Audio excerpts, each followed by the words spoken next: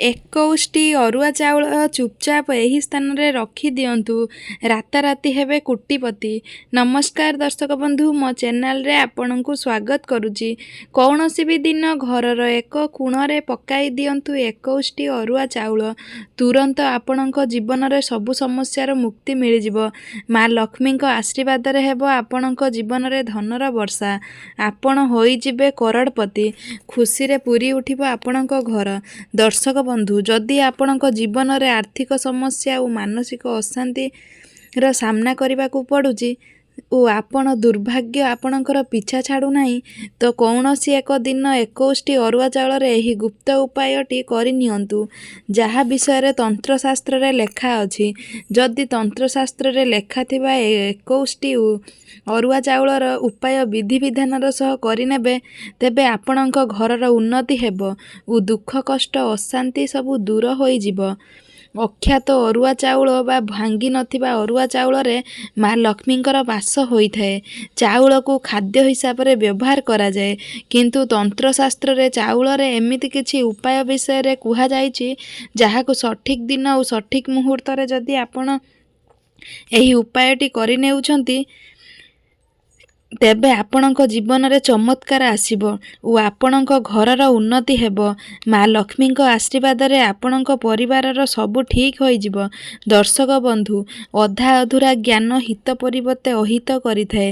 ସବୁକିଛି ସଠିକ୍ ଭାବରେ ଜାଣିବା ପାଇଁ ଭିଡ଼ିଓଟିକୁ ସ୍କିପ୍ ନକରି ଶେଷ ପର୍ଯ୍ୟନ୍ତ ନିହାତି ଦେଖନ୍ତୁ ଏବଂ ଚ୍ୟାନେଲଟିକୁ ସବସ୍କ୍ରାଇବ୍ କରି ଭିଡ଼ିଓକୁ ଲାଇକ୍ କରିଦିଅନ୍ତୁ ଓ କମେଣ୍ଟ ବକ୍ସରେ ଜୟ ମା ଲକ୍ଷ୍ମୀ ନିହାତି ଲେଖିଦିଅନ୍ତୁ।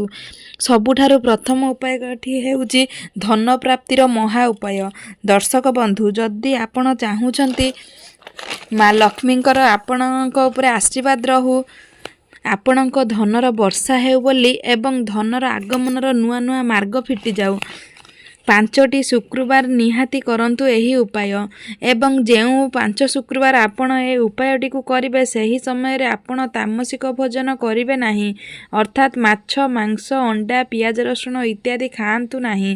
ଦର୍ଶକ ବନ୍ଧୁ, ଗୁଜୁରାତି ହେଉଛି ଶୁକ୍ର ଗ୍ରହର କାରକ ଏବଂ ଶୁକ୍ର ହେଉଛନ୍ତି ଧନର ସମ୍ପଦ ଗ୍ରହ। ଯେଉଁ ବ୍ୟକ୍ତିର ଶୁକ୍ର ଗ୍ରହ ମଜବୁତ, ତାହା ଜୀବନରେ ଧନର ବର୍ଷା ହୋଇଥାଏ ଏବଂ ଶୁକ୍ର ଗ୍ରହର ନିମନ୍ତ୍ରଣ ମାଙ୍କ ହାତରେ ଥାଏ। ତେବେ ଆପଣଙ୍କୁ କେବଳ 5 ଶୁକ୍ରବାର ଏହି ଉପାୟଟିକୁ କରିବା ପାଇଁ ପଡ଼ିବ। ପ୍ରଥମ ଶୁକ୍ରବାର ଦିନ ଗାଧେଇ ସାରି ନାଲି ରଙ୍ଗର ବସ୍ତ୍ର ପିନ୍ଧନ୍ତୁ ଓ ଗୋଟେ ନୂଆ ଡବା ନିଅନ୍ତୁ। ସେଥିରେ ଅରୁଆ ଚାଉଳ ଭର୍ତ୍ତି କରି ରଖନ୍ତୁ। ଏହାପରେ 2ଟି ଗୁଜୁରାତି ହାତରେ ଧରି ପୂଜା ଘରକୁ ଯାଆନ୍ତୁ। ନିଜ ପୂଜା ଘରେ ଥିବା ମା ଲକ୍ଷ୍ମୀଙ୍କ ଫଟୋ କି ମୂର୍ତ୍ତି ଆଗରେ ବସି ଗୋଟେ ଘିଅର ଦୀପ ଜଳାନ୍ତୁ। ଚାଉଳ ଡବା ଓ 2ଟି ଗୁଜୁରାତି ନିଜ ହାତରେ ଧରନ୍ତୁ ଏବଂ ମା ଲକ୍ଷ୍ମୀଙ୍କର ମନ୍ତ୍ରକୁ 11 ଥର ଜପ କରନ୍ତୁ। ମା ଲକ୍ଷ୍ମୀଙ୍କର ମନ୍ତ୍ରଟି ହେଉଛି 11 ସଂଖ୍ୟାଟି ଅତ୍ୟନ୍ତ ପ୍ରିୟ ଅଟେ, ସେଥିପାଇଁ ମନ୍ତ୍ରଟିକୁ 11 ଥର ଜପ କରନ୍ତୁ। ମନ୍ତ୍ରଟି ମହାଲକ୍ଷ୍ମୀ ନମଃ, ଓମ୍ ମା ମହାଲକ୍ଷ୍ମୀ ନମଃ। ଏବେ ଚାଉଳ ଡବାରେ 2ଟି ଗୁଜୁରାତି ପକାଇ ଦିଅନ୍ତୁ।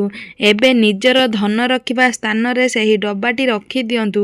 ତାପରେ ଶୁକ୍ରବାର ଦିନ ସେକୁ କାଢ଼ି ଆଣନ୍ତୁ ଏବଂ 2ଟି ଗୁଜୁରାତି ପୁଣି ନେଇ ପୂଜା କରିସାରି ଡବାରେ ପକାଇ ଦିଅନ୍ତୁ। 5 ଶୁକ୍ରବାର ଏମିତି କରିବା ପରେ ମୋଟ ଡବାରେ 10ଟି ଗୁଜୁରାତି ହୋଇଯିବ। ବର୍ତ୍ତମାନ ସର୍ବଦା ଡବାକୁ ନିଜ ଆଲମେରି ବା ଗଡରେଜରେ ରଖିଦିଅନ୍ତୁ। ଦେଖିବେ ଆପଣଙ୍କର ଧନର ସବୁ ମାର୍ଗ ଖୋଲିଯିବ ଓ ଧନ ପ୍ରାପ୍ତି ହେବ।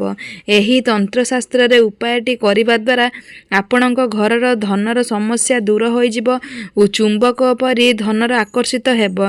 ଦ୍ୱିତୀୟ ଉପାୟଟି ହେଉଛି ଭାଗ୍ୟର ସାଥ ପାଇବା ପାଇଁ ମହା ଉପାୟ। ବନ୍ଧୁଗଣ, ଯଦି ଆପଣଙ୍କୁ କେବେ ବି ଲାଗେ ଯେ ଦୁର୍ଭାଗ୍ୟ ଆପଣଙ୍କର ପିଛା ଛାଡ଼ୁନାହିଁ, ଆପଣଙ୍କ ଭାଗ୍ୟ ଆପଣଙ୍କ ହିତରେ ଯାଉନାହିଁ, ତେବେ ଏହି ଉପାୟଟିକୁ ନିହାତି କରନ୍ତୁ। ଏହି ଉପାୟଟିକୁ କରିବା ଦ୍ୱାରା ଆପଣଙ୍କର ଭାଗ୍ୟ ଆପଣଙ୍କ ସାଥ ଦେବ। ଦର୍ଶକ ବନ୍ଧୁ, ଆପଣଙ୍କ କୁଣ୍ଡଳୀରେ ଥିବା ରାହୁ କେତୁଙ୍କର ନିୟନ୍ତ୍ରଣ ଭଗବାନ ବିଷ୍ଣୁଙ୍କ ହାତରେ ଥାଏ ଏବଂ ଗୁଜୁରାତି ଭଗବାନ ବିଷ୍ଣୁଙ୍କର ଶକ୍ତର ବାସ ହୋଇଥାଏ। ଏହା ବ୍ୟତୀତ ଚାଉଳକୁ ଯଦି ଆପଣ ଭଗବାନ ବିଷ୍ଣୁଙ୍କ ପୂଜାରେ ବ୍ୟବହାର କରନ୍ତି, ତ ସେ ପୂଜା ନିଶ୍ଚୟ ସଫଳ ସଫଳତା ହୋଇଥାଏ। ତେବେ ଗୁରୁବାର ଦିନ ଏହି ଉପାୟଟି କରନ୍ତୁ। ପ୍ରଥମେ ଗୁରୁବାର ଦିନ ସ୍ନାନ ସାରି ଏକ ଡବାରେ ଅରୁଆ ଚାଉଳ ନିଅନ୍ତୁ। ଏହାପରେ 2ଟି ଲବଙ୍ଗ ନିଅନ୍ତୁ। ନିଜ ପୂଜା ଘରେ ଥିବା ବିଷ୍ଣୁ ଭଗବାନଙ୍କ ଫଟୋ କିମ୍ବା ମୂର୍ତ୍ତି ଆଗରେ ରଖି ଏକ ଘିଅର ଦୀପ ଜଳାନ୍ତୁ ଏବଂ 2ଟି ଲବଙ୍ଗ ଓ ଚାଉଳ ଡବାକୁ ହାତରେ ଧରି ଭଗବାନ ବିଷ୍ଣୁଙ୍କ ବୀଜ ମନ୍ତ୍ରକୁ ଜପ କରନ୍ତୁ 11 ଥର। ବୀଜ ମନ୍ତ୍ରଟି ହେଉଛି ଓମ୍ ନମଃ ଭଗବତେ ବାସୁଦେବାୟ ନମଃ। ଓମ୍ ନମଃ ଭଗବତାୟ ବାସୁଦେବାୟ ନମଃ। ଏବେ ଆପଣ ସେ 2ଟି ଲବଙ୍ଗକୁ ନେଇ ଚାଉଳ ଡବାରେ ପକାଇ ଦିଅନ୍ତୁ ଏବଂ ସେ ଚାଉଳ ଡବାକୁ ନେଇ ସେହି ରୁମ୍ରେ ରଖିଦିଅନ୍ତୁ ଯେଉଁ ରୁମ୍ରେ ଆପଣ ନିଜର ଅଧିକ ସମୟ ବିତାଉଛନ୍ତି। ପୂଜା କରିସାରିବା ପରେ ସେ 2ଟି ଲବଙ୍ଗକୁ ଅଭିମନ୍ତ୍ରିତ ହୋଇଯାଇଛି ଯାହା ଆପଣଙ୍କ ଦୁର୍ଭାଗ୍ୟକୁ ଦୂର କରିଦେବ। 3 ଉପାୟଟି ହେଉଛି ରୋଗମୁକ୍ତିର ମହା ଉପାୟ। ଦର୍ଶକ ବନ୍ଧୁ, ଯଦି ଆପଣ ସର୍ବଦା ରୋଗରେ ପଡ଼ୁଛନ୍ତି, ନିଜର ପରିବାର ଲୋକ ମଧ୍ୟ ରୋଗରେ ପଡ଼ୁଛନ୍ତି, ତେବେ ଆପଣ ମହାଦେବ ଆଶୀର୍ବାଦ କରିନିଅନ୍ତୁ। ତେବେ ଆପଣଙ୍କ ରୋଗ ଦୂର ହୋଇଯିବ। ଏହି ଉପାୟଟି ସୋମବାର ଦିନ କରନ୍ତୁ। ତମ୍ବାର ଲୋଟାରେ ଶୁଦ୍ଧ ଜଳ ନିଅନ୍ତୁ। ଏହାପରେ ଭାଙ୍ଗି ନଥିବା ଅରୁଆ ଚାଉଳ 108ଟି ପକାଇ ଦିଅନ୍ତୁ। ଏହାପରେ ଶିବ ମନ୍ଦିରରେ ଉତ୍ତର ମୁଖ କରି ଜଳ ଚଢ଼ାନ୍ତୁ ଭଗବାନ ଶିବଙ୍କୁ ଓ ଏହି ମନ୍ତ୍ରଟି ଉଚ୍ଚାରଣ କରନ୍ତୁ। ଶିବ ମନ୍ତ୍ରଟି ହେଉଛି ଶ୍ରୀ ଶିବାୟ ନମଃ ଶୁଭେଂ, ଶ୍ରୀ ଶିବାୟ ନମଃ ଶୁଭେଂ। ଏହି ମନ୍ତ୍ରଟିକୁ 11 ଥର ଜପ କରନ୍ତୁ ଓ ମହାଦେବଙ୍କୁ ପ୍ରସନ୍ନ କରନ୍ତୁ।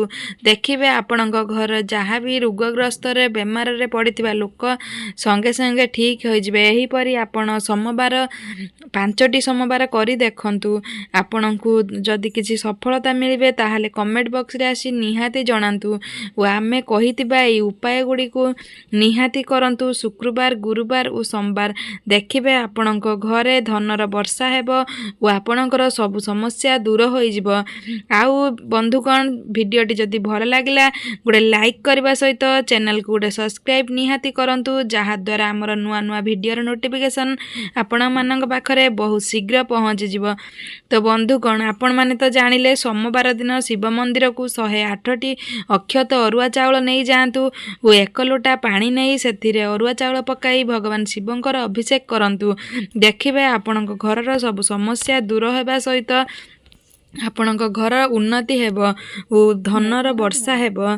ଦୟାକରି ଭିଡ଼ିଓଟି ଗୋଟେ ଲାଇକ୍ କରିବା ସହିତ ଚ୍ୟାନେଲକୁ ଗୋଟେ ସବସ୍କ୍ରାଇବ୍ କରିଦିଅନ୍ତୁ ଓ ଆପଣଙ୍କ ବନ୍ଧୁବାନ୍ଧବ କିମ୍ବା ଗୁରୁଜନମାନଙ୍କ ପାଖରେ ଭିଡ଼ିଓଟି ପହଞ୍ଚାନ୍ତୁ, ଯାହାଦ୍ୱାରା ସମସ୍ତଙ୍କର ଏ ଭିଡ଼ିଓର କାମରେ ଆସିପାରିବ। ରହୁଛି, ନମସ୍କାର, ଜୟ ଜଗନ୍ନାଥ। ଭିଡ଼ିଓଟି ଏତେ ସମୟ ଧରି ଦେଖିଥିବାରୁ ଆପଣମାନଙ୍କୁ ବହୁତ ବହୁତ ଧନ୍ୟବାଦ। ନମସ୍କାର।